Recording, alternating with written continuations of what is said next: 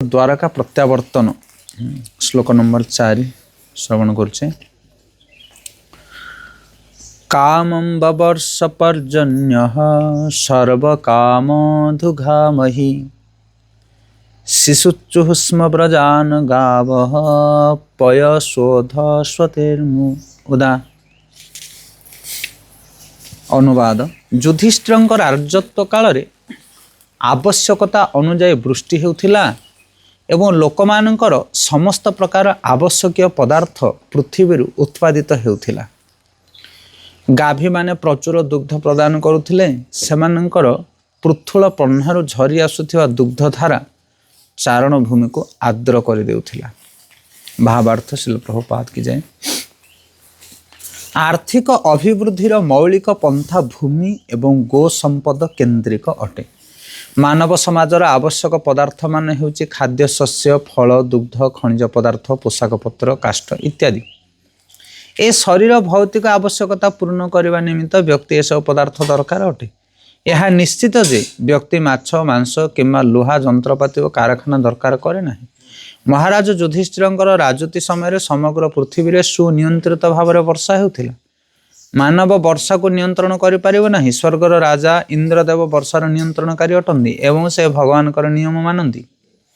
सेतेबेले सर्वत्र सुनियंत्रित भाव में वर्षा हुए एवं यही वर्षा फल पृथ्वी नाना प्रकार शस्य उत्पादित हुए। नियंत्रित वर्षा जे केवल फूल फल खाद्य शस्य पत्र परिमाण उत्पादन होबारे साहाय्य करे सेतिक नुहे, बरं जेतेबेले ताहा ग्रह मानक प्रभाव में प्रभावित हुए सेतेबेले ताहा बहुमूल्य रत्न और मणि मुक्ता आदि उत्पन्नर कारण हुए। प्रचुर परिमाण खाद्य शस्य उत्पन्न हेले मानव और पशुपक्षी माने प्रचुर परिमाण में खाइबा पाती एवं गोमाता हृष्टपृष्ट हो मानवर बलबीर्य वृद्धि निमित्त प्रचुर परिमाण दुग्ध जोगाए। जदि प्रचुर परिमाण दुग्ध खाद्य शस्य फल फूल कपा रेशम और मणिमुक्ता मिलला ताहले लोक माने काहेकि सिनेमा बेश्यालय कंसाईखाना दरकार करेंगे। सिनेमा कार मोटर गाड़ी रेडियो माछ मांस एवं होटल सम्मिलित एक कृत्रिम शौखीन जीवनर आवश्यकता कौन? व्यक्ति व्यक्ति मध्य और जाति जाति मध्य कलह वृद्धि करने छड़ा ए सभ्यता आउ किछि उत्पादन करुछि कि? ए सभ्यता सहस्र सहस्र लोकों को नारकीय कल कारखाना एवं युद्धर भयंकर वातावरण प्रेरण करी समता और भातृभावर कौन से प्रकार अभिवृद्धि करिछि कि? हरे कृष्ण। तो ये आम आज श्रीमद् भागवतम प्रथम श्लोक 10 अध्याय श्लोक नंबर 4 पाठ करुचे। तो ये युधिष्ठिर महाराजंकर जो राज्य विषय वर्णना करा जाउछि, तांकर राज्य केभली भाव में शासन करुथिले महाराज युधिष्ठिर एवं भगवान कृपा केभली भाव में थिला तांकर राज्य उपरे केभली भाव में नीति नियम को पालन करी समस्त नागरिक माने निवास करुथिले। ये सब विषय वर्णना करा जाउछि। तो ये कहउछन्नी सुत गोस्वामी सनकादि ऋषि मुनि मानू आवश्यकता अनुसार वर्षा होथिला। से समय युधिष्ठिर महाराज राज्य जी दरकार वर्षा से समय से होथिला। आउ जहाँ आवश्यक थिला मनुष्य समाज पई पृथ्वी ताहा सब किछि सृष्टि होथिला।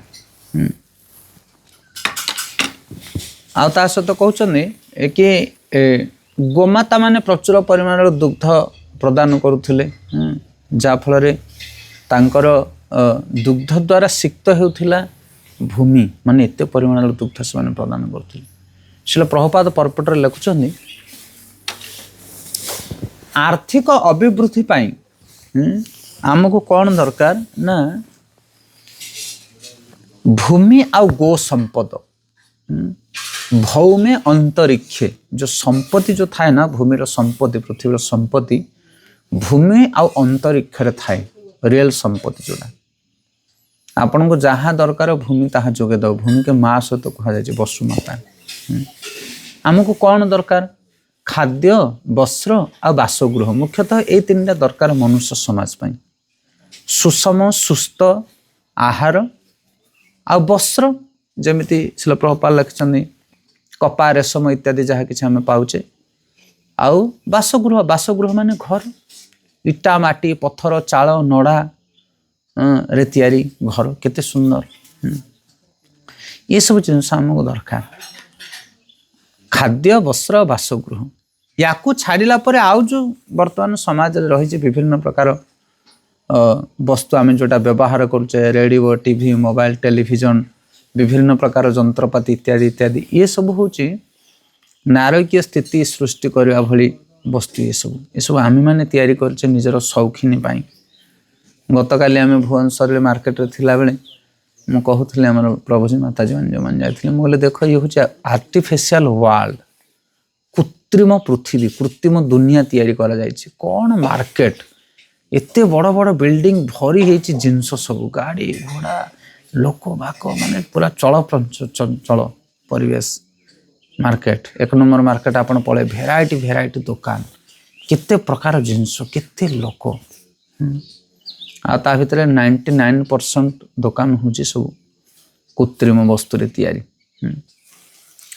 ସେଥିପାଇଁ ଶିଲ ପ୍ରଭୁପାଦ ଲେଖୁଛନ୍ତି କି ଯେଉଁ ବିଭିନ୍ନ ପ୍ରକାର ଜିନିଷ ଆମେ ସବୁ ତିଆରି କରିଛେ ଏହାଦ୍ୱାରା କେବଳ କ'ଣ ହେଉଛି ନା ଆମେମାନେ କଷ୍ଟ ପାଉଛେ ଦୁଃଖ ପାଉଛେ ଏସବୁ କିଛି ଦରକାର ନାହିଁ ଗୋଟେ ସୁସ୍ଥ ମନୁଷ୍ୟ ସମାଜ ପାଇଁ ଏସବୁ କିଛି ଆବଶ୍ୟକ ନାହିଁ। ଆମକୁ ଫଳ ଫୁଲ ଶାଗ ସବ୍ଜି ଖାଇବା ପିଇବା ବଞ୍ଚିବା ରହିବା ପାଇଁ ବୋଲି ଅତି ସରଳ ଜିନିଷ ଦରକାର ଆଉ ଯେଉଁଟା ପୃଥିବୀ ପୃଷ୍ଠରେ ଭରି ରହିଛି ସେସବୁ ଜିନିଷକୁ ଆମେ ପରିତ୍ୟାଗ କରୁଛେ। ତ ଏ ବର୍ଷା କେତେବେଳେ ହେଇପାରିବ ନା ଶିଲ ପ୍ରଭୁପାଦ ଲେଖୁଛନ୍ତି ବର୍ଷା ଇନ୍ଦ୍ରଙ୍କ ଦ୍ୱାରା ନିୟନ୍ତ୍ରିତ। ଆଉ ଇନ୍ଦ୍ର କାହା ଦ୍ୱାରା ନିୟନ୍ତ୍ରିତ? ଭଗବାନଙ୍କର ନିୟମ ଦ୍ୱାରା ଇନ୍ଦ୍ର ନିୟନ୍ତ୍ରିତ। ସେଥିପାଇଁ ଭଗବାନ ଯେଉଁ ନିୟମ ତିଆରି କରୁଛନ୍ତି ସେଟାକୁ ପାଳନ କରିବ ଇନ୍ଦ୍ର ଆଉ ସେଇ ଅନୁସାରେ ବର୍ଷା କରିବ ସିଏ। ଯେମିତି ଶାସ୍ତ୍ରରେ ବର୍ଣ୍ଣନା କରାଯାଇଛି ବର୍ଷା କିଭଳି ହୁଏ ଭଗବତ ଗୀତାରେ ଆମେ ଦେଖୁଛେ ହରେ କୃଷ୍ଣ କୃଷ୍ଣ କୃଷ୍ଣ ହରେ ହରେ ହରେ ରାମ ରାମ ରାମ ହରେ ହରେ ହରେ କୃଷ୍ଣ କୃଷ୍ଣ କୃଷ୍ଣ ହରେ ହରେ ହରେ ରାମ ରାମ ରାମ ହରେ ହରେ हरे कृष्ण कृष्ण कृष्ण हरे हरे हरे राम राम राम हरे हरे। तो एठी वर्णना कराଯାଇଛି शिल प्रभुपाद लिखुଛନ୍ତି ବର୍ଷା ନିୟନ୍ତ୍ରଣ ହେଉଛି ଇନ୍ଦ୍ର ଦ୍ୱାରା ଏବଂ ଇନ୍ଦ୍ର ନିୟନ୍ତ୍ରିତ ହେଉଛନ୍ତି ଭଗବାନଙ୍କ ଦ୍ୱାରା ଭଗବାନଙ୍କର ନିୟମରେ ସମସ୍ତେ ବନ୍ଧା ଆଉ ସେ ନିୟମକୁ ଭଗବାନ ଶାସ୍ତ୍ରରେ ଲେଖିଛନ୍ତି। ଯେମିତି ଗୀତାରେ ଭଗବାନ କହୁଛନ୍ତି ଯଜ୍ଞାତ ଭବତି ପଜନ ଅନ୍ନ ସମ୍ଭବ ଅର୍ଣ୍ଣାତ ଭବତି ଭୂତାନି यज्ञ कर्म समुद्भव। यज्ञ कले वर्षा हब वर्षा हेले अन्न हब अन्नरु जीवजगत सृष्टि हेबे आउ सत्कर्म कले यज्ञ हब सत्कर्म यज्ञ सृष्टि हुए। से मनुष्य मैंने जब सत्कर्म करेंगे आ प्रभुपाद लिखुଛନ୍ତି आजिकल जो विभिन्न प्रकार कंसेई खाना होटेल विभिन्न प्रकार जो सिनेमा ये सब जिनस जो रही बेश्यालय ये सब कौन तैयारी हवा कौन दरकार ये सब जिनस ये सब असत्कर्मर असत् कार्य कारिबार ये हूँ गोटे गोटे सब केन्द्र। से ये सब जिनस जेहेतु समाज में वृद्धि पाइला से धीरे धीरे धर्म मार्ग लोक हटिगले आउ आम नारकीय स्थिति गोटे तैयारी करे विभिन्न प्रकार कल कारखाना गोटे घर तैयारी करने मार्केट रू कौन सी जिनस आने पड़ोनी गोटे सूता गोटे लुहा कंटा भी दरकार ना। घर जो पूर्वे तैयारी होता आपण मैंने देखु टे पुराणा घर मानक माटी कांथ तैयारी भी आपण मैंने जब बालेश्वर जी आम देखीचु पुराणा घर मान जो थाए एतिकी मोटा मान गोटे 15 माने 2टा इटा जब थोबे न 18 इंच 20 इंच चौड़ार इटा माटी दिवाल केवल माटी की पाग करके माटी माटी थोथे गोटे मनीषे 2 मनीष उच्चा करेंगे से सॉलिड कांथ आ से कांथ ए अर्धभग्न अवस्था अच्छी को 8-10 वर्ष है खरा पानी काकर पड़ुची कि माटी जमी सेमती अच्छे धोनी माटीर किसी के ग्यारंटी जीवनी सीमेंटर ग्यारंटी चली इटार ग्यारंटी चली सब जिन धीरे धीरे आम जोड़ा तैयारी करछे से धीरे धीरे नष्ट हम कि भगवान जोड़ा तैयारी कर नष्ट हबार ना से माटी सेमती रही था केवल दिवाल माटी तैयारी आ माटी उपर पत्थर रखिए पत्थर उपर ताल काठ हुई खाती ताल काठ को फाड़ करके ताल काठ रखिए माटी उपर पत्थर उपर ताल काठ आउपर से चाल तैयारी करेंगे बाउंसर ये आंच तैयारी करेंगे केते सुंदर घर मेर्दा भाड़ी हम ता भितर माने शीत दिन उषुम लगे आउ गरम दिन ठंडा लगे से घर केते बढ़िया घर से कांथरे गोबर लिपा तले गोबर लिपा ऊपर गोबर लिपा चारिपटी माटी आवृत घर ମାନେ ମାର୍କେଟରୁ ସେ ଘର ତିଆରି ପାଇଁ ଆପଣ ଗୋଟେ ଟଙ୍କା ବି ଜିନିଷ ଆଣିବା ଦରକାର ନାହିଁ। ସବୁ ଭୂମି ଆଉ କାଠ ଏସବୁ ଜିନିଷରୁ ତିଆରି ହେଇଯିବ, ଜଙ୍ଗଲ ଭିତରେ ଘର ତିଆରି ହେଇଯିବ ପୁରା। କିନ୍ତୁ ଆଜି ଆମେ ଯେଉଁ ଘର ତିଆରି କରୁଛେ ଲକ୍ଷ ଲକ୍ଷ ଟଙ୍କା ଖର୍ଚ୍ଚ ହେଉଛି। ଆଉ ଆମେ ନିଜ ହାତରେ ତିଆରି କୌଣସି ପ୍ରକାର ଜିନିଷ ଏଠି ଜୁଟେଇ ପାରୁନେ, ସବୁ ମାର୍କେଟରୁ କିଣା ହେବ। ଏଠୁ ଜେଡ୍ ରଡ଼, ଖାଡ଼ି, ଗୋଡ଼ି, ସିମେଣ୍ଟ, ବାଲି ସବୁ କିଣି ଆଣ ତିଆରି କର। ସେଥିପାଇଁ ଏଇଭଳି ଯେତେବେଳେ ଘର ଏଭଳି ଯେତେବେଳେ ପରିବେଶରେ ଆମେ ରହୁଛେ, ସେତେବେଳେ ଆମେ କ'ଣ କରୁଛେ ନା ଗୋଟେ ନାରକୀୟ ସ୍ଥିତି ତିଆରି କରୁଛେ। ପରସ୍ପର ଭିତରେ ଈର୍ଷା, ଦ୍ୱେଷ, ଅଭିମାନ ଇତ୍ୟାଦି ସବୁ ସୃଷ୍ଟି ହେଉଛି। ବଡ଼ ଭୟଙ୍କର ପରିସ୍ଥିତିରେ ଆମେମାନେ ଅଛେ। କିନ୍ତୁ ଯୁଧିଷ୍ଠିର ମହାରାଜଙ୍କ ସମୟରେ ଯେଉଁ ରାଜ୍ୟ ଚାଲିଥିଲା, ତାଙ୍କ ରାଜ୍ୟରେ ସେଭଳି ଭାବରେ ଜନବସତି ଥିଲା। ଆମର ବି କେଶବକୁଞ୍ଜରେ ଗୋଟେ ଭାଡ଼ି ଅଛି, ମଞ୍ଚାନ, ବାପା କରୁଛନ୍ତି ସେଥିରେ ଏହା ପାଇଁ ମଚାନ। ଆମର ଭଗବାନ ପଣ୍ଡିତ ପ୍ରଭୁ ଯାଇଥିଲେ Wada farm house, Govardhan eco village, ସେଠି ସେ ମଞ୍ଚାନ ତିଆରି କରିଥିଲେ। କହିଲେ ମଞ୍ଚାନ ଗୋଟିଏ ଗଛରେ ତିଆରି ହେବ, ଗୋଟିଏ ଗଛରେ ଗୋଟେ ଘର ତିଆରି ହେଇପାରିବ। ଗୋଟେ ଗଛ, କ'ଣ ସେ ଗଛ? ସେଇଟା ହେଉଛି ତାଳ ଗଛ। ଗୋଟେ ତାଳ ଗଛକୁ ଆପଣ ଯଦି ଛେଦନ କରିବେ, ସେ ତାଳ ଗଛରେ ହିଁ ଗୋଟେ ଘର ତିଆରି ହେଇଯିବ।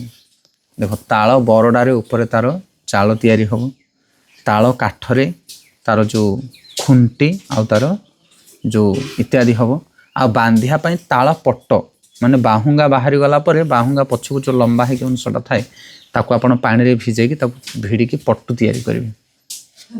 ତାଳ ବାହୁଙ୍ଗାରେ ଛାତ, ତାଳ କାଠରେ ଖୁଣ୍ଟ ଆଡ଼ି, ଆଉ ତାଳ ଯେଉଁ ଇଏରେ ସୁତୁଲିରେ, ତାଳର ଯେଉଁ ପଟରେ ସୁତୁଲି, ଗୋଟେ ଲୁହା କଣ୍ଟା ଲାଗିବନି, ଗୋଟେ ରସି ଲାଗିବନି, ମାର୍କେଟରୁ କିଛି ଲାଗିବନି, ଗୋଟିଏ ଗଛରେ ଗୋଟେ ଘର। ଆଉ ସେ ଘର ଭିତରେ ଆପଣ ରହିବେ, ବାଇ ଚଢ଼େଇ ବସା ଭଳିଆ ବହୁତ ବଡ଼ ବଡ଼ ବିଲ୍ଡିଂ ଉଡ଼ିଯିବ, କିନ୍ତୁ ସେ ଘର କିଛି ହେବନି, ସେ ସେମିତି ଥିବ। ତ ଚିନ୍ତା କରନ୍ତୁ ଆପଣମାନେ। ସେଥିପାଇଁ ସେଇଭଳିଆ ପରିବେଶ, ସେଭଳିଆ ପରିସ୍ଥିତିକି ଆମେମାନେ ଛାଡ଼ି ଆସିଛେ। ଏବେ ଆମର କେଶବକୁଞ୍ଜରେ ଗ୍ରାଇଣ୍ଡର ଖରାପ ହେଇଯାଇଛି। ଆମେ ସେ ବିଷୟରେ ବିଚାର କରୁଥିଲେ। ଗୋଟିଏ ପେଷଣା ତାକୁ 3 ପୁରୁଷ ପର୍ଯ୍ୟନ୍ତ ଛେଚି ଛେଚିକି ପେଷଣା ଶିଳ ଖରାପ ହେବାର ନାହିଁ। କେଉଁ ଜେଜି ଶାଶୁ ମା ଆଣିଥିବ ବୋଲେ ତା ବୋହୂ ସେଇ ଶିଳରେ ବାଟିକି ସେଇ ପେଷଣାରେ କୁଟିକି ସେମାନଙ୍କର ଦିନ ଚାଲିଛି। ଆଉ ଆମେମାନେ ଗ୍ରାଇଣ୍ଡର ଆଣୁଛେ, ଆଜି ବ୍ଲେଡ଼ ଖରାପ ହେଇଗଲା, କାଲି ଗ୍ରାଇଣ୍ଡର ପୋଡ଼ିଗଲା, କାଲି ୱାୟାର ଛିଡ଼ିଗଲା, କାଲି ମାନେ ଦୁନିଆ ପ୍ରକାର ପ୍ରୋବ୍ଲେମ୍। କରେଣ୍ଟ ନାହିଁ, ପୁଣି କାହାକୁ କରେଣ୍ଟ ମାରିଦେଲା। କିନ୍ତୁ ସେଥିରେ ଦେଖ, ଗୋଟିଏ ଶିଳ, ଗୋଟିଏ ପଥର, ବାସ୍ ସରିଲା। ସେଥିରେ 3 ପିଢ଼ି ତାଙ୍କର କୁଟି କୁଟିକିରି ବାଟି ବାଟିକିରି ଦିନ ପଡ଼ିଲାଣି। ମାନେ କେତେ ଆନନ୍ଦମୟ ପରିସ୍ଥିତି ଥିଲା ସେତେବେଳେ ପରିବେଶ। ସେଥିପାଇଁ ଆମେ ବି ବିଜ୍ଞାନ ସମାଜରେ ବଞ୍ଚିଛେ, ଆମେ କହିପାରିବାନି ଏକଦମ ଆମେ ସେଭଳି ଜୀବନ ଅତିବାହିତ କରିପାରିବା ନାହିଁ। କିନ୍ତୁ ପରିସ୍ଥିତି ପରିବେଶ ଅନୁସାରେ କଳି ଯୁଗରେ ମଧ୍ୟ ଆମେ ସବୁଠାରୁ ବେଷ୍ଟ ଜିନିଷ କ'ଣ ଅଛି ସେଟାକୁ ଗ୍ରହଣ କରିକି ଆମ ଜୀବନଟାକୁ ଆମେ ସୁଧାରି ପାରିବା। ହାଉ ପସିବୁଲ୍, ଯେତିକି ସମ୍ଭବ ଏଭଳି ସ୍ଥିତିରେ ରହିକି ଆମେ କେମିତି ନିଜକୁ କ'ଣ ପଦକ୍ଷେପ ନେଇକି କେମିତି ସୁଧୁରିକି ବଞ୍ଚିବା, କମ୍ ସେ କମ୍ ସେଇଟା ସେଇ ଶୈଳୀ ଶିଖିବା ଦରକାର। ସେ ପ୍ରଭୁପାଦ ଆମକୁ ସେ ଶିକ୍ଷା ଦେଇଛନ୍ତି, ଇସ୍କନରେ ସେ ଶିକ୍ଷା ଆମମାନଙ୍କୁ ମିଳୁଛି, ଆମେ ବଞ୍ଚିପାରିବା ସେଭଳି ଶୈଳୀରେ। ଏଠାରେ କୁହାଯାଇଛି ଯେ ଗାଈମାନେ ସେମାନଙ୍କର ଦୁଗ୍ଧ ଦ୍ୱାରା ଗୋଚାରଣ ଭୂମିକୁ ଆଦ୍ର କରୁଥିଲେ, କାରଣ ସେମାନଙ୍କର ପହ୍ନା ଦୁଗ୍ଧରେ ପରିପୂର୍ଣ୍ଣ ହେଉଥିଲା ଏବଂ ସେମାନେ ଖୁବ୍ ଆନନ୍ଦରେ ଥିଲେ। ସେମାନଙ୍କୁ ପ୍ରଚୁର ପରିମାଣର ଘାସ ଖାଇବାକୁ ଦେଇ ଏକ ଆନନ୍ଦମୟ ଜୀବନଯାପନ କରିବା ନିମିତ୍ତ ଉପଯୁକ୍ତ ଯତ୍ନ କ'ଣ ନିଆଯିବା ଦରକାର ନାହିଁ? କାହିଁକି ମାନବ ତାର ସ୍ୱାର୍ଥ ସିଦ୍ଧି ପାଇଁ ଗୋବଧ କରେ? କାହିଁକି ମାନବ ଖାଦ୍ୟ ଶସ୍ୟ, ଫଳ, ଫୁଲ, ଦୁଗ୍ଧରେ ସନ୍ତୁଷ୍ଟ ରହିବ? ଖାଦ୍ୟ ଶସ୍ୟ, ଫଳ, ଫୁଲ, ଦୁଗ୍ଧ ସମ୍ମିଶ୍ରଣରେ ହଜାର ହଜାର ପ୍ରକାରର ସୁନ୍ଦର ସୁସ୍ୱାଦୁ ଖାଦ୍ୟ ପଦାର୍ଥ ପ୍ରସ୍ତୁତ କରାଯାଇପାରେ। ସରଳ ନିରୀହ ପଶୁମାନଙ୍କୁ ବଦ୍ଧ କରିବା ପାଇଁ କାହିଁକି ପୃଥିବୀର ଚାରିଆଡ଼େ କୌଣସି କାନମାନ ରହିଛି? ଯୁଧିଷ୍ଠିର ମହାରାଜଙ୍କର ପୌତ୍ର ପରୀକ୍ଷିତ ମହାରାଜ ଯେତେବେଳେ ତାଙ୍କର ପ୍ରକାଣ୍ଡ ସାମ୍ରାଜ୍ୟ ମଧ୍ୟରେ ପରିଭ୍ରମଣ କରୁଥିଲେ, ସେତେବେଳେ ସେ ଦେଖିଲେ ଏକ କୃଷ୍ଣକାୟ ବ୍ୟକ୍ତି ଏକ ଗାଭୀକୁ ବଦ୍ଧ କରିବାକୁ ଚେଷ୍ଟା କରୁଛି। ରାଜା ସଙ୍ଗେ ସଙ୍ଗେ ସେ କଂସେଇକୁ ବନ୍ଦ କରି ତାର ପ୍ରତି କଠିନ ଦଣ୍ଡ ବିଧାନ କଲେ। ସରଳ ନିରୀହ ପଶୁଗଣ ଯେଉଁମାନେ କି ଆତ୍ମରକ୍ଷା କରିବା ପାଇଁ ଅକ୍ଷମ, ସେମାନଙ୍କର ସୁରକ୍ଷା ନିମିତ୍ତ ରାଜା ବା ସରକାର କ'ଣ ଯତ୍ନ କରିବା ଉଚିତ ନାହିଁ? ରାଜ୍ୟରେ ଥିବା ପଶୁଗଣ କ'ଣ ରାଜ୍ୟର ନାଗରିକ ନୁହନ୍ତି? ତାହେଲେ କଂସେଇଖାନା ମାନଙ୍କରେ ସେମାନଙ୍କୁ କାହିଁକି ବଦ୍ଧ କରାଯାଉଛି? ଏସବୁ କ'ଣ ସାମ୍ୟ, ଅହିଂସା ଓ ଭାତୃତ୍ୱର ଲକ୍ଷଣ? ଶିଲ ପ୍ରଭୁପାଦ ପ୍ରଶ୍ନବାଚୀ ଚିହ୍ନ ଦେଇଛନ୍ତି ପୁରା ପାରାଗ୍ରାଫରେ। କେତେ ପ୍ରଶ୍ନ ଦେଖନ୍ତୁ। ସେଥିପାଇଁ ଶାସ୍ତ୍ର ଆମକୁ ଏ ପ୍ରଶ୍ନ ପଚାରୁଛି ବର୍ତ୍ତମାନ, ଇଏ କ'ଣ ମନୁଷ୍ୟ ଜୀବନର କର୍ତ୍ତବ୍ୟ? ଏଇଟା କ'ଣ କରିବା ଦରକାର? ନୂଆ ବର୍ଷ ପାଇଁ ଆମେ ଆଜି ଭିଡ଼ିଓ ବନେଇବା ପାଇଁ ପ୍ଲାନ୍ କରୁଛୁ। ତା ବିଷୟରେ ଆମେ ପ୍ଲାନ୍ କରୁଥିଲୁ କ'ଣ କହିବା, କ'ଣ କରିବା ବୋଲି। ଦେଖ, ନୂଆ ବର୍ଷ ଆମେ ପାଳନ କରିବା, ଆମେ ନିଜ ଖୁସି ଚାହିଁବା, ମନା ନାହିଁ, କିନ୍ତୁ ତା ସହିତ ଅନ୍ୟର ଖୁସିକି ଆମେ ବିନାଶ କରିବାର ଆମର ଅଧିକାର ନାହିଁ। ସେଇଟା ହେଉଛି ପ୍ରକୃତ ସୁଖ, ଯୋଉଟା ଅନ୍ୟମାନଙ୍କୁ ସୁଖ ଦେଇ ନିଜେ ସୁଖ ଗ୍ରହଣ କରାଯାଏ ବା ନିଜେ ସୁଖ ଗ୍ରହଣ କରିବା ସମୟରେ ଅନ୍ୟମାନଙ୍କୁ ଯେମିତି ଦୁଃଖ ନ ମିଳେ, ସେଇଟା ହେଉଛି ପ୍ରକୃତରେ ଶ୍ରେଷ୍ଠ ସୁଖ। ତାକୁ ସାତ୍ଵିକ ସୁଖ ବୋଲି କୁହାଯାଏ। ସେଥିପାଇଁ ଏ ପ୍ରଶ୍ନ ପଚରାଯାଉଛି ବାରମ୍ବାର କି ଗାଈମାନଙ୍କର ଯେଉଁ ଦୁଗ୍ଧ ଏବଂ ଯେଉଁ ଫୁଲ ଫଳ ଶାଗ ସବଜି ଶସ୍ୟ ଆଦି ଜିନିଷ, ଏଥିରେ ଅପର୍ଯ୍ୟାପ୍ତ ପରିମାଣର ଆନନ୍ଦ ରହିଛି, ସୁସ୍ୱାଦୁ ଅତି ସୁନ୍ଦର ଖାଦ୍ୟ ବନିପାରିବ। କିନ୍ତୁ ଯେଉଁମାନେ ହିଂସିକ ବ୍ୟକ୍ତିମାନେ, ସେମାନେ କ'ଣ କରୁଛନ୍ତି? ପଶୁ ହତ୍ୟା କରି ମାଂସ ଭୋଜନ କରୁଛନ୍ତି। କେହି ଜଣେ ମାତାଜୀ ଅଳ୍ପ ଦିନ ତଳେ କହୁଥିଲେ, କହିଲେ ପ୍ରଭୁଜୀ, ପ୍ରକୃତରେ ଯେଉଁମାନେ ନିରାମୀ ଖାଆନ୍ତି ନା, ଯେଉଁମାନେ ଆମର ଭେଜିଟେରିଆନ୍ ଯେଉଁମାନେ, ସେମାନେ କେତେ ଭେରାଇଟି ଆଇଟମ୍ ଖାଆନ୍ତି, କେତେ ଆଇଟମ୍ସ ବନା ହୁଏ। ଆମର ଆପଣମାନେ ଜାଣିଥିବେ ଇସ୍କନ ମନ୍ଦିରରେ ଜନ୍ମାଷ୍ଟମୀ, ରାଧାଷ୍ଟମୀ, ବ୍ରହ୍ମ ଉତ୍ସବ ଯେତେବେଳେ ହୁଏ, ଉତ୍ସବ ସମୟ ମାନଙ୍କରେ କେତେ କେତେ ଭେରାଇଟି ଆଇଟମ୍ ବନେ, 1000 ପ୍ରକାର ଆଇଟମ୍ ବନାନ୍ତି। କିନ୍ତୁ ନନଭେଜରେ କେତେ ଆଇଟମ୍ ଖାଇବେ? ମାନେ କ'ଣ ଖାଉଛନ୍ତି? ମାନେ ସେ ରକ୍ତ ମାଂସ, ସେ ଯେଉଁ ମସଲା, ସେ ଯେଉଁ ରାଗ, ସେ ଯେଉଁ ତିକ୍ତତା, କେବଳ ସେୟା ହିଁ ଖାଉଛନ୍ତି। ତା ଛଡ଼ା ସେମାନଙ୍କୁ ଆଉ କିଛି ଜଣା ନାହିଁ।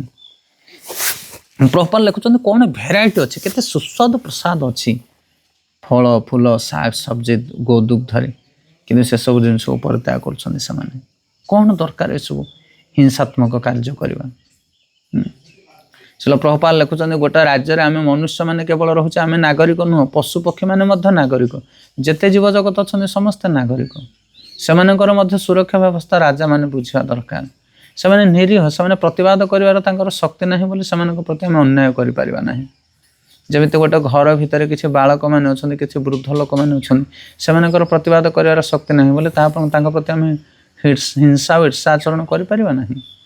ଶାସ୍ତ୍ର କହୁଛି ଯେଉଁମାନେ ଅଯୋଗ୍ୟତା, ଯେଉଁମାନଙ୍କର ଯୋଗ୍ୟତା ନାହିଁ, ସେମାନଙ୍କୁ ଅଧିକ ଫ୍ୟାସିଲିଟି ଦେବା ଦରକାର। ଯେମିତି ବୃଦ୍ଧ ଆଉ ସ୍ତ୍ରୀ ଲୋକମାନଙ୍କ ପାଇଁ ଟ୍ରେନରେ ହଉ ବସ୍ରେ ହଉ ସ୍ପେଶାଲ ସିଟ୍ ରଖାଯାଇଥାଏ, ଅକ୍ଷମ ଲୋକମାନଙ୍କ ପାଇଁ ସ୍ପେଶାଲ ସିଟ୍ ରଖାଯାଇଥାଏ। ସେମିତି ସମାଜରେ ମଧ୍ୟ ଯେଉଁମାନେ ସାଧାରଣ ଜୀବ, ଯେଉଁମାନେ ନିରୀହ ଜୀବ, ନିରୀହ ପ୍ରାଣୀ, ସେମାନଙ୍କ ପାଇଁ ସ୍ୱତନ୍ତ୍ର ସୁରକ୍ଷା ବ୍ୟବସ୍ଥା ରହିବା ଦରକାର। ଏ ଶାସ୍ତ୍ର ନିୟମ। ମହାରାଜ ପରୀକ୍ଷିତଙ୍କର ସମୟରେ ମଧ୍ୟ ସେଭଳି ଘଟଣା ଘଟିଥିଲା। ସେ ସାଙ୍ଗେ ସାଙ୍ଗେ ପ୍ରତିବାଦ କରିଥିଲେ, ଯିଏକି ଜଣେ ଗୋମାତାଙ୍କର ଯେଉଁ ତାଙ୍କର ପାଦ ଛେଦନ କରିବା ପାଇଁ ଚେଷ୍ଟା କରୁଥିଲେ। ସେଥିପାଇଁ ରାଜାର ଏ ହେଉଛି କର୍ତ୍ତବ୍ୟ। ଅତଏବ ଆଧୁନିକ ଉନ୍ନତ ସଭ୍ୟତାରେ ଦେଖାଯାଉଥିବା ଲୋକତନ୍ତ୍ର ଶାସନ ଅପେକ୍ଷା ମହାରାଜ ଯୁଧିଷ୍ଠିରଙ୍କର ସଦୃଶ ଏକ ମହାପୁରୁଷଙ୍କର ରାଜତନ୍ତ୍ର ଶାସନ ଶ୍ରେଷ୍ଠତମ ଅଟେ। କାରଣ ଆଧୁନିକ ଲୋକତନ୍ତ୍ର ଶାସନରେ କେବଳ ନିରୀହ ପ୍ରାଣୀମାନଙ୍କୁ ହତ୍ୟା କରାଯାଉଛି ଏବଂ ପଶୁଠାରୁ ନିଚତର ମାନବ ଅନ୍ୟ ଏକ ପଶୁତୁଲ୍ୟ ମାନବକୁ ମତ ଦେଇ ଶାସନ କାର୍ଯ୍ୟ ପାଇଁ ବାଛୁଛି। ଆଧୁନିକ ଯେଉଁ ବର୍ତ୍ତମାନ ଚାଲିଛି ଗଣତନ୍ତ୍ର ଶାସନ, ତାକୁ ଶିଳ ପ୍ରଭୁପାଦ କହୁଛନ୍ତି କି ଆଧୁନିକ ଲୋକତନ୍ତ୍ର ଶାସନରେ ସରଳ ନିରୀହ ପ୍ରାଣୀମାନଙ୍କୁ ହତ୍ୟା କରାଯାଉଛି, ପଶୁଠାରୁ ନିଚତର ମାନବ। ଆଉ ବର୍ତ୍ତମାନ ପଶୁଠାରୁ ମଧ୍ୟ ନିଚ ହୋଇଯାଇଛି ମନୁଷ୍ୟ, ସିଏ ପଶୁତୁଲ୍ୟ ମାନବକୁ ମତ ଦେଇ ଶାସନ କାର୍ଯ୍ୟରେ ବାଛୁଛି। ପଶୁତୁଲ୍ୟ ମନୁଷ୍ୟ, ଯେଉଁମାନଙ୍କର ପଶୁଠାରୁ ବି ହୀନ ବୁଦ୍ଧି, ସେଇଭଳିଆ ମନୁଷ୍ୟମାନଙ୍କୁ ରାଜତନ୍ତ୍ରରେ ଠିଆ କରାଇ ସେମାନେ ଶାସନ କରୁଛନ୍ତି। ସେଥିପାଇଁ ଏଭଳି ପରିସ୍ଥିତି ସୃଷ୍ଟି ହେଉଛି। ଆମେମାନେ ସମସ୍ତେ ଭୂତ ପ୍ରକୃତିର ପ୍ରାଣୀ ଅଟୁ। ଭଗବତ ଗୀତାରେ କୁହାଯାଇଛି, ସ୍ୱୟଂ ଭଗବାନ ହେଉଛନ୍ତି ବୀଜପ୍ରଦ ପିତା ଏବଂ ଭୂତ ପ୍ରକୃତି ସମସ୍ତ ପ୍ରକାର ଜୀବର ଜନ୍ମଦାତ୍ରୀ ମାତା। ତେଣୁ ସର୍ବଶକ୍ତିମାନ ପରମ ପିତା ଭଗବାନଙ୍କର କୃପାରୁ ଉଭୟ ମାନବ ଏବଂ ମାନବତର ପ୍ରାଣୀମାନଙ୍କ ପାଇଁ ମାତା ଭୂତ ପ୍ରକୃତିରେ ଯଥେଷ୍ଟ ଖାଦ୍ୟ ଅଛି। ଅନ୍ୟ ସମସ୍ତ ଜୀବମାନଙ୍କର ମାନବ ହେଉଛି ବଡ଼ ଭାଇ। ତାକୁ ଅନ୍ୟ ସମସ୍ତ ପ୍ରାଣୀ ଅପେକ୍ଷା ଅଧିକ ବୁଦ୍ଧି ଏବଂ ଶକ୍ତି ପ୍ରାପ୍ତ ହୋଇଅଛି, ଯାହାଫଳରେ ସେ ସର୍ବଶକ୍ତିମାନ ଭଗବାନଙ୍କର ସଂକେତ ଏବଂ ପ୍ରକୃତିର ନିୟମ ବୁଝିପାରିବ। ମାନବ ସଭ୍ୟତାକୁ ପ୍ରାକୃତିକ ଉତ୍ପାଦନ ଉପରେ ନିର୍ଭର କରିବାକୁ ହେବ। ଆର୍ଥିକ ବିକାଶର କୃତ୍ରିମ ସାଧନ ଦ୍ୱାରା ପୃଥିବୀର ବାୟୁମଣ୍ଡଳକୁ ଅରାଜକତା, ଲୋଭ, କୃତ୍ରିମ ଇନ୍ଦ୍ରିୟତୃପ୍ତି ଏବଂ ବିଳାସିତ ଦ୍ୱାରା ବିଷାକ୍ତ କରିବାକୁ ଚେଷ୍ଟା କରିବା ଉଚିତ ନୁହେଁ। ଏହା ଆଧୁନିକ ସଭ୍ୟତା ନୁହେଁ, ଏହାକୁ କୁକୁର ଏବଂ ଶୂକର ଜୀବନ ବୋଲି କୁହାଯାଏ। ଶିଳ ପ୍ରଭୁପାଦ ଶେଷ ପର୍ପଟରେ ଲେଖୁଛନ୍ତି ତାଙ୍କର ଅନୁବାଦରେ କି ଭଗବତ ଗୀତାରେ ଭଗବାନ କହିଛନ୍ତି କି ଅହଂ ବୀଜପ୍ରଦ ପିତା। ଏ ସମଗ୍ର ମାନବ ସମାଜ ନୁହଁ, ସମଗ୍ର ଜୀବଜଗତ ଭିତରେ ଯେତେ ପ୍ରକାର ଜୀବଜନୀ ଅଛନ୍ତି ସମସ୍ତଙ୍କର ପିତା ହେଉଛନ୍ତି ଭଗବାନ। ଆଉ ମନୁଷ୍ୟ ପାଖରେ ଅଧିକ ବୁଦ୍ଧି ରହିଛି, ବିବେକ ରହିଛି, ତେଣୁ ସିଏ ହେଉଛି ସବୁ ସନ୍ତାନ ମାନଙ୍କ ଭିତରେ ବଡ଼ ଭାଇ ଭଳି। ଯେହେତୁ ଗୋଟେ ବାପାଙ୍କର ଅନେକ ଗୁଡ଼ିଏ ଭାଇ ପୁଅମାନେ ଥାଆନ୍ତି, ତା ଭିତରେ ଯିଏ ବଡ଼ ଭାଇ ତାର ଦାୟିତ୍ୱ ଅଧିକ। ତାର ଦାୟିତ୍ୱ ହେଉଛି କି ସେ ସମସ୍ତଙ୍କୁ ସୁରକ୍ଷା ଦେବ, କାରଣ ବୁଦ୍ଧିମାନ ସିଏ, ବଡ଼ ସିଏ। ପିତାଙ୍କର ନିର୍ଦ୍ଦେଶକୁ ସେ ସଠିକ୍ ଭାବରେ ବୁଝିପାରିବ, ଯେମିତି ମନୁଷ୍ୟ ଶାସ୍ତ୍ର ପଢ଼ିପାରୁଛି, ବୁଝିପାରୁଛି, ଜାଣିପାରୁଛି ଜ୍ଞାନ ଅଜ୍ଞାନ ବିଷୟରେ। ଏଇଟା ହେଉଛି ତାର କାର୍ଯ୍ୟ। କିନ୍ତୁ ମନୁଷ୍ୟ ସେଭଳି କାର୍ଯ୍ୟ କରୁନି। ମନୁଷ୍ୟ ପଶୁଠାରୁ ମଧ୍ୟ ହୀନ କାର୍ଯ୍ୟ କରୁଛି। ପଶୁପକ୍ଷୀମାନେ ତାଙ୍କର ନିୟମକୁ ପାଳନ କରୁଛନ୍ତି, କିନ୍ତୁ ମନୁଷ୍ୟମାନେ ପାଳନ କରୁନାହାନ୍ତି। ସେମାନେ ହିଁ ନିଜର ଧର୍ମକୁ ପରିତ୍ୟାଗ କରୁଛନ୍ତି। ଆଉ ଶେଷରେ ଶ୍ରୀଲ ପ୍ରଭୁପାଦ କହୁଛନ୍ତି କି ମାନବ ସମାଜରେ ସୃଷ୍ଟି ପାଇଁ ବା ବଞ୍ଚି ରହିବା ପାଇଁ ଆମକୁ ଯେଉଁ ଉତ୍ପାଦନ, ଆମକୁ ଭୂମି ଆଉ ଅନ୍ତରିକ୍ଷ ଉପରେ ନିର୍ଭର ରହିବା ଦରକାର। ଆର୍ଥିକ ବିକାଶର କୃତ୍ରିମ ସାଧନ ବହୁତ ଇମ୍ପୋର୍ଟାଣ୍ଟ ପଏଣ୍ଟ। ନିଜର ଧନ ଜୀବନ ବଢ଼େଇବା ପାଇଁ ବୋଲି ଆମେ ଯେଉଁ ଶାସ୍ତ୍ରକୁ ପରିତ୍ୟାଗ କରି ନିଜ ମନ ଇଚ୍ଛା ଆମେ ସବୁ କାର୍ଯ୍ୟ କରୁଛେ ନା, ଲୋଭ, କୃତ୍ରିମ ଇନ୍ଦ୍ରିୟ ତୃପ୍ତି ଏବଂ ବିଳାସିତ ଦ୍ୱାରା ବିଷାକ୍ତ ହେବାକୁ ଚେଷ୍ଟା କରିବା ଉଚିତ ନୁହେଁ। ତ ସେଥିରେ ପଡ଼ିକି ଆମେମାନେ ଏସବୁ ଜିନିଷ ନିଜ ଜୀବନରେ ଗ୍ରହଣ କରୁଛେ। କ'ଣ କ'ଣ ନା ଲୋଭ, କୃତ୍ରିମ ଇନ୍ଦ୍ରିୟ ତୃପ୍ତି ଏବଂ ବିଳାସିତ। ଏହାଦ୍ୱାରା ଆମେ ବିନାଶ ହେଇଯାଉଛି। ଲୋଭ, ଅତ୍ୟଧିକ ଲୋଭ କରିବା କଥା ନୁହଁ। ମନୁଷ୍ୟ ଯେତିକି ମିଳୁଛି ସେତିକି ଖୁସି ରହିବା ଦରକାର। କୃତ୍ରିମ ଇନ୍ଦ୍ରିୟ ତୃପ୍ତି, ଇନ୍ଦ୍ରିୟ ତୃପ୍ତି ପାଇଁ ଭଗବାନ ବହୁତ ସୁବିଧା ଦେଇଛନ୍ତି ଆମକୁ। ସାଧୁସନ୍ଥମାନେ ମଧ୍ୟ ଇନ୍ଦ୍ରିୟ ତୃପ୍ତି କରୁଛନ୍ତି। କିଏ କହିଲେ ଇନ୍ଦ୍ରିୟ ତୃପ୍ତି କରୁନାହାନ୍ତି? ସେମାନେ ଯେତିକି ଇନ୍ଦ୍ରିୟ ଦ୍ୱାରା ଆନନ୍ଦ ପ୍ରାପ୍ତ ହେଉଛନ୍ତି, ଆମେ ତାର ଲେଶ ମାତ୍ର ଆନନ୍ଦ ନେଇପାରୁନି। ଆଉ ବିଳାସିତ, ବିଳାସିତ ମାନେ ଭୋଗ କରିବାର ଇଚ୍ଛା, ସୌଖୁନି ସାମଗ୍ରୀକୁ ଏକତ୍ରିତ କରିବାର ଯେଉଁ ଇଚ୍ଛା, ସେଇଟା ହିଁ ଆମ ଜୀବନକୁ ବିଷାକ୍ତ କରିଦେଇଛି। ଦେଖ ଏବେ ତ ବର୍ତ୍ତମାନ ଥଣ୍ଡା ଦିନ ଚାଲିଛି, ଶୀତ ଦିନ ଆପଣମାନେ ଦେଖୁଥିବେ ପ୍ରବଳ ଥଣ୍ଡା। କିଛି କିଛି ଲୋକମାନେ ପୁରା ଘୋଡ଼ାଘୋଡ଼ି ହେଇକି ଆମ ଭଳିଆ ବସୁଛନ୍ତି ଦିନ 9ଟା ପର୍ଯ୍ୟନ୍ତ। ଆଉ କିଛି ଲୋକମାନେ ସକାଳୁ ସକାଳୁ ଗାମୁଛା ଗୋଟେ ପିନ୍ଧିକି, ଲୁଙ୍ଗି ପିନ୍ଧିକି ଯାଇକି କାମ କରିକି ପୁରା ବିନ୍ଦାସ। ତୁମେ 10ଟା ପର୍ଯ୍ୟନ୍ତ ଏମିତି ସାଙ୍କୁଡ଼ିକି ବସିଥିବ, ସେମାନେ 7ଟା 8ଟା ବେଳକୁ ପୁରା ଫ୍ରି ବିନ୍ଦାସ ବୁଲୁଥିବେ, ଝାଳ ବାହାର କରିଦେଇକି ଦେହରୁ। ତମେ କହିଲ କେଉଁମାନେ ଖୁସି? ତମେ ଘୋଡ଼ାଘୋଡ଼ି ହେଇକି ଘର ଭିତରେ ଏନ୍ଜୟ କରୁଛ, ନା ସେମାନେ ଯାଇକି କାମ କରିକି ଆସିକି ଯେଉଁ ଛାତି ଫୁଲିକି ବୁଲୁଛନ୍ତି ସେମାନେ ଏନ୍ଜୟ କରୁଛନ୍ତି? ପ୍ରକୃତରେ ଏନ୍ଜୟ କିଏ କରୁଛି କୁହ? ଶାରୀରିକ ଦୃଷ୍ଟିରୁ, ମାନସିକ ଦୃଷ୍ଟିରୁ, ସବୁ ଦୃଷ୍ଟିରୁ ସେମାନେ ଏନ୍ଜୟ କରୁଛନ୍ତି। ସତ କଥା। ସେଥିପାଇଁ ଯଦି ଆମେ ସତ୍ମାର୍ଗରେ ଯିବା ତାହେଲେ ଆମକୁ ଉପଯୁକ୍ତ ଜିନିଷ ମିଳିବ। ଏବେ କାଲି କିଏ ଗୋଟେ ପ୍ରଭୁ ଜଣେ ପଠାଇଥିଲେ ମୋ ପାଖକୁ ଗୋଟେ ଭିଡ଼ିଓ ମୁଁ ଦେଖୁଥିଲି। ଗୌର ଗୋପାଳ ଦାସ ପ୍ରଭୁଜୀଙ୍କର ଗୋଟେ ଛୋଟିଆ ଭିଡ଼ିଓ। କହିଲେ ଲୋଭ କଲେ ଧନ ନଷ୍ଟ ହେବ। ବଢ଼ିଆ ସୁନ୍ଦର ଭିଡ଼ିଓ। କହିଲେ ଲୋଭ ଯେଉଁମାନେ କରିବେ ତାଙ୍କର ଧନ ନଷ୍ଟ ହେଇଯିବ। ଏମିତି କେମିତି? ଆଉ ବେଶୀ ଚିନ୍ତା କରିବା ଦ୍ୱାରା ବୁଦ୍ଧି ନଷ୍ଟ ହେବ। ଆଉ ଗୋଟେ ଶେଷ ପଏଣ୍ଟ ଗୋଟେ କ'ଣ କହୁଥିଲି, 3ଟା ପଏଣ୍ଟ କହୁଥିଲି। ଆଉ ଶରୀର କ୍ଷୀଣ ହେଇଯିବ ଦୁଃଖ ପ୍ରକାଶ କରିବା ଦ୍ୱାରା। ଅତ୍ୟଧିକ ଦୁଃଖୀ ଯଦି ମନୁଷ୍ୟ ରହିବ ତାହେଲେ ତାର ଶରୀର କ୍ଷୀଣ ହେଇଯିବ। ଆଉ ବେଶୀ ଚିନ୍ତା କରିବା ଦ୍ୱାରା ବୁଦ୍ଧି ନଷ୍ଟ ହେଇଯିବ, ରାଇଟ୍ ଡିସିସନ୍ ନେଇପାରିବନି ସେ। ଆଉ ଲୋଭ କରିବା ଦ୍ୱାରା ତାର ଧନ ନଷ୍ଟ ହେଇଯିବ। ଯେଉଁ କହନ୍ତିନି ଓଡ଼ିଆରେ ଗୋଟେ କଥା ନାହିଁ, ମହରଗରୁ ଯାଇ କାନ୍ତାରାରେ ପଡ଼ିବା। ମହରଗରୁ ମାନେ ଏତେ ମୂଲ୍ୟବାନ ଜିନିଷ ଆମେ ନେବାନି, ଆମେ ଶସ୍ତା ଜିନିଷ କିଛି ଗୋଟେ କୁଆଡ଼େ ନେଇଯାଉ।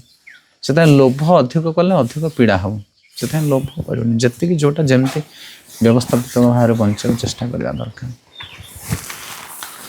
ତ ବହୁତ ବହୁତ ଧନ୍ୟବାଦ। ଅନେକ ଗୁଡ଼ିଏ ଶିକ୍ଷା ଏଥିରେ ଆମକୁ ମିଳିଲା ଏ ଶ୍ଲୋକରେ, କି ଆମକୁ ଯେଉଁ ବୈଦିକ ଶିକ୍ଷା ରହିଛି, ବୈଦିକ ଜୀବନଶୈଳୀ ରହିଛି, ତାକୁ ଗ୍ରହଣ କରିବା ଦରକାର। ଯେଉଁଟା ପୂର୍ବ କାଳରେ ରାଜା ମହାରାଜାମାନଙ୍କର ସମୟରେ ହେଉଥିଲା, ଯେମିତି ଯୁଧିଷ୍ଠିର ମହାରାଜଙ୍କ ସମୟ। ଆପଣମାନେ ଯଦି ଏଭଳି ଜୀବନ ବଞ୍ଚିବେ ତାହେଲେ ଆପଣ ବି ଜଣେ ଯୁଧିଷ୍ଠିର ମହାରାଜଙ୍କର ରାଜ୍ୟର ଲୋକ ହେଇଯିବେ। ବାସ୍। ଲଙ୍କାରେ ମଧ୍ୟ ବିଭୀଷଣ ରହୁଥିଲା, ଅଯୋଧ୍ୟାରେ ମଧ୍ୟ କିଏ ରହୁଥିଲା? ମନ୍ଥରା ରହୁଥିଲେ। ସେଥିପାଇଁ ଆପଣ କଳି ଯୁଗରେ ଥିଲେ ମଧ୍ୟ ସତ୍ୟ ଯୁଗରେ ବଞ୍ଚିପାରିବେ ଯଦି ସେ ନିୟମକୁ ଆମେ ଜୀବନରେ ଆମେ ଗ୍ରହଣ କରିବା। ଅବଶ୍ୟ ଭକ୍ତମାନେ ସେଟାକୁ ଗ୍ରହଣ କରୁଛନ୍ତି। ହରେ କୃଷ୍ଣ। ବହୁତ ବହୁତ ଧନ୍ୟବାଦ ସମସ୍ତଙ୍କୁ। ଆଉ ଆଜି ହେଉଛି ଗୋଟେ ସ୍ପେଶାଲ ଦିନ। ଆପଣମାନେ ଜାଣିଥିବେ ଗତକାଲି ଆମେ ଭୁବନେଶ୍ୱର ଯାଇଥିଲୁ। ଆମର ପ୍ରତିମା ସାହୁ